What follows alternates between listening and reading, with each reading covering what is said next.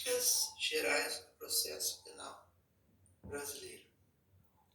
No Brasil, o processo penal, isto é, a descrição dos procedimentos que devem ser seguidos para que se possa condenar ou absolver alguém pela prática de um delito, é regulado pelo Código de Processo Penal. Esse código é construído de acordo com a orientação da dogmática jurídica, característica de nossa cultura legal, que consiste em uma concepção normativa, abstrata e formal do direito. O mundo do direito, assim, não equivale ao mundo dos fatos sociais. Para entrar no mundo do direito, os fatos têm que ser submetidos a um tratamento lógico formal, característico e próprio da cultura jurídica e daqueles que a detêm. Tal concepção é, provavelmente, responsável pela justificativa da estrutura de nossos procedimentos penais, concebidos, segundo o Código, em uma sucessão de preliminares propriamente judiciais. A ficção legal implica dizer que os procedimentos iniciais de um procedimento judicial dele não se constituem necessariamente parte definitiva e substancial, porque não há processo. Denomina-se essa fase de inquérito policial e a ela atribui-se características inquisitoriais. Nesse momento, os envolvidos não têm direito à defesa porque juridicamente não há acusação. A atuação dos advogados no inquérito policial é legalmente admitida apenas para verificar a lisura dos procedimentos policiais. O Código destina a esses procedimentos um título e 19 artigos. Uma vez concluído o inquérito, que é efetuado pela polícia, sob a supervisão do Judiciário e do Ministério Público, o procedimento passa a sua fase verdadeiramente judicial, com a instauração de processo judicial. O Código dedica à sua regulamentação 3 livros e 643 artigos. O processo judicial é presidido pelo juiz e conta com a participação obrigatória do promotor, membro do Ministério Público, órgão do Estado, de quem se diz ser titular da ação penal pública. É o promotor que oferece a denúncia contra quem foi indiciado no inquérito policial. Inicia-se, então, a fase de instrução judicial, em que, diante do juiz e na presença obrigatória de um advogado de defesa, realizam-se os atos processuais de acordo com o princípio do contraditório, num processo dito não mais inquisitorial, mas acusatório. Neste processo, todos os procedimentos efetuados na fase do inquérito policial são repetidos diante do juiz e das partes, com a presença obrigatória de um advogado de defesa. A critério do promotor, os autos do inquérito policial são anexados aos autos do processo judicial, servindo como indícios da culpabilidade do antes indiciado, agora acusado ou réu. Note-se que o processo pode ser instaurado por iniciativa do promotor, sem que tenha havido inquérito policial.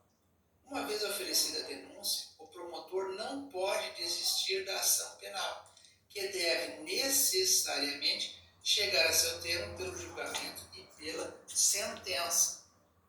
O inquérito policial, no entanto, pode ser arquivado pelo juiz, a pedido do Ministério Público. Outra característica da nossa cultura jurídica é que, no processo judicial, vale o brocardo jurídico. O que não está nos autos não está no público. Diferem, no entanto, as formas de produção da prova no processo civil e no processo penal. No processo civil, a produção da prova é de exclusiva responsabilidade das partes, diz a tradição que aqui se segue o princípio da verdade formal. O juiz decide de acordo com as provas e os pedidos das partes arroladas nos autos. Já no processo penal, opera o princípio da verdade real. O juiz pode mandar incluir nos autos provas que ache necessárias para formar seu livre convencimento. Esse livre convencimento significa que o juiz não está submetido a qualquer hierarquia formal que estabeleça qual prova vale mais do que a outra, ou quais fatos são verdadeiros ou não. A decisão é sua, encontrando limites apenas no que constar dos autos e no fato de que a sentença tem de ser justificada legal e racionalmente. Não existe, portanto, qualquer limitação formal quanto ao procedimento para que se tragam os fatos ao processo, e qualquer elemento que dele conste pode ser usado pelo juiz para formar sua decisão. Tal sistema diferencia-se do sistema da prova legal, utilizado na common law.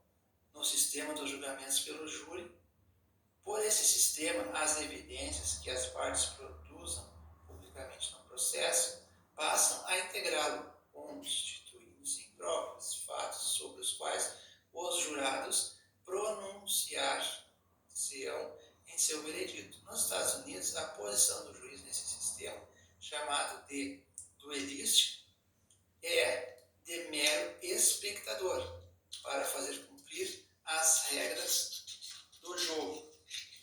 Para entender a maneira como nosso direito operou transformações no processo, impregnando-o de características inquisitoriais, é necessário explicar como são percebidas pelos juristas brasileiros as características fundamentais desses dois sistemas. Em geral, o sistema acusatório admite uma acusação, a qual é investigada publicamente com a participação da defesa do acusado. Afirma-se um fato com o conhecimento do acusado. E, enquanto não se prova o fato, o acusado é presumidamente inocente. O processo propõe-se a fornecer ao juiz dados que o permitam convencer-se da culpa do acusado. A preocupação é sempre com o interesse do indivíduo acusado.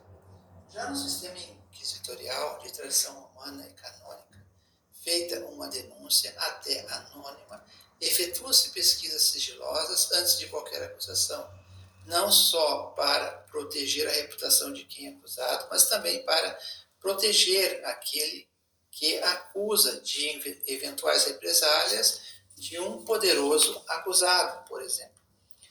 A defesa do acusado, este sistema contrapõe o interrogatório do suspeito ao final das investigações sigilosas e preliminares, efetuadas com seu conhecimento. Ao confronto público, os depoimentos secretos das testemunhas, preferindo-se as formas escritas às verbais. O sistema inquisitório não afirma o fato, supõe sua probabilidade, presume culpado e busca provas para condená-lo.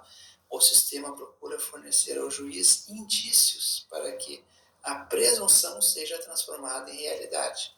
A preocupação aqui é com o interesse público lesado, protegendo-se aquele que se dispuser a colaborar para sua proteção.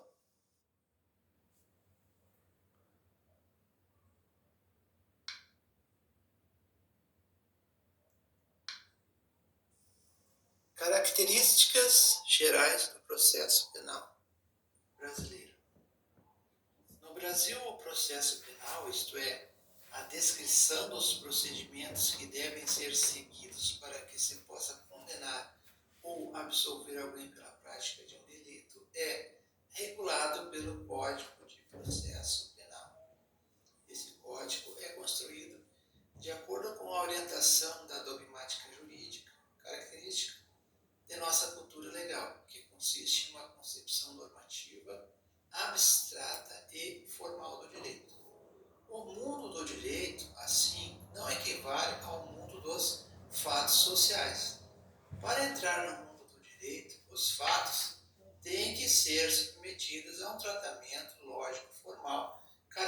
característico e próprio da cultura jurídica e daqueles que a detêm. Tal concepção é, provavelmente, responsável pela justificativa da estrutura de nossos procedimentos penais, concebidos, segundo o Código, em uma sucessão de preliminares propriamente judiciais. A ficção legal implica dizer que os procedimentos iniciais de um procedimento judicial dele não se constituem necessariamente parte definitiva e substancial, porque não há processo. Denomina-se essa fase de inquérito policial e a ela atribui-se características inquisitoriais. Nesse momento, os envolvidos não têm direito à defesa porque juridicamente não há acusação. A atuação dos advogados no inquérito policial é legalmente admitida apenas para verificar a lisura dos procedimentos policiais. O Código destina a esses procedimentos um título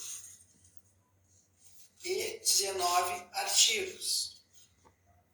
Uma vez concluído o inquérito, que é efetuado pela polícia sob a supervisão do Judiciário e do Ministério Público, o procedimento passa a sua fase verdadeiramente judicial, com a instauração de processo judicial.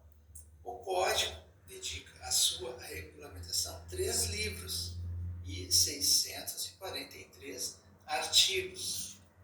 O processo judicial é presidido pelo juiz e conta com a participação obrigatória do promotor, membro do Ministério Público, órgão do Estado, de quem se diz ser titular da ação penal pública.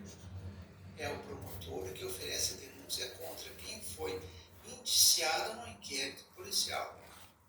Inicia-se, então, a fase de instrução judicial, em que, diante do juiz e na presença obrigatória de um advogado de defesa, realizam seus atos processuais de acordo com o princípio do contraditório, num processo dito não mais inquisitorial, mas acusatório.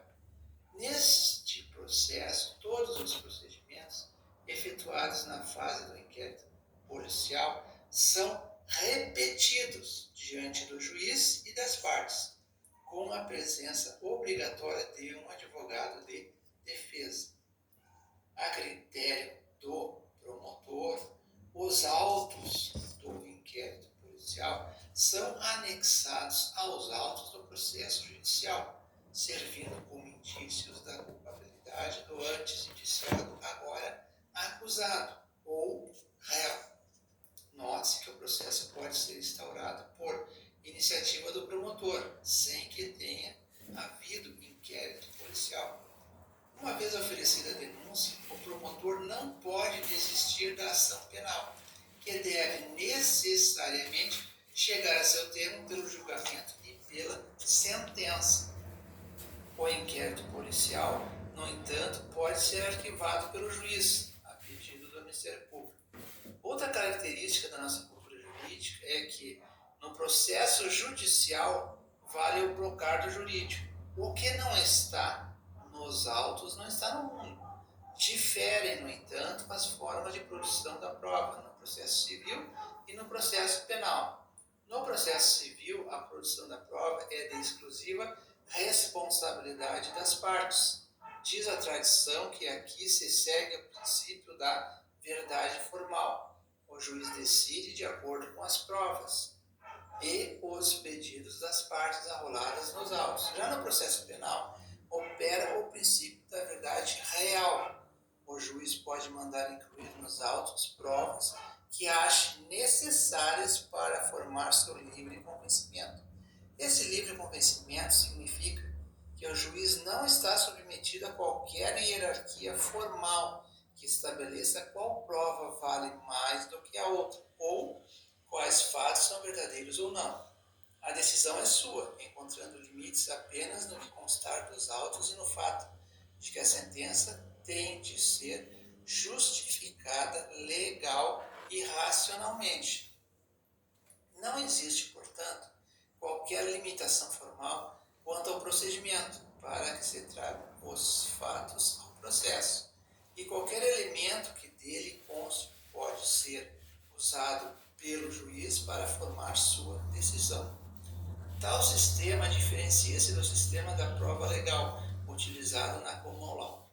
No sistema dos julgamentos pelo júri, por esse sistema, as evidências que as partes produzam publicamente no processo passam a integrá-lo, constituindo-se em provas, fatos sobre os quais os jurados pronunciar-se-ão em seu veredito. Nos Estados Unidos, a posição do juiz nesse sistema, chamado de duelístico, é de mero espectador, para fazer cumprir as regras do jogo.